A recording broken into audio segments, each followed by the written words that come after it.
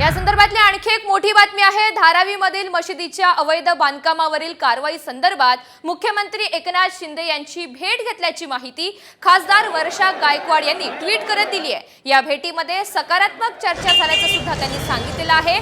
तोडक कारवाई थांबवण्याचं आश्वासन शिंदेंनी दिल्याचं सुद्धा त्यांनी यामध्ये नमूद केलंय।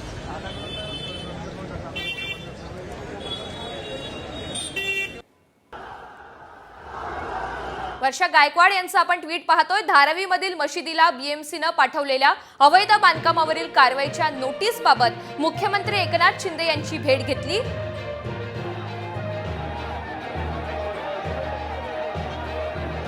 शिंदेंच्या भेटीमध्ये सकारात्मक चर्चा झाली। मुख्यमंत्र्यांनी तोडक कारवाई थांबवण्याचं आश्वासन दिलंय।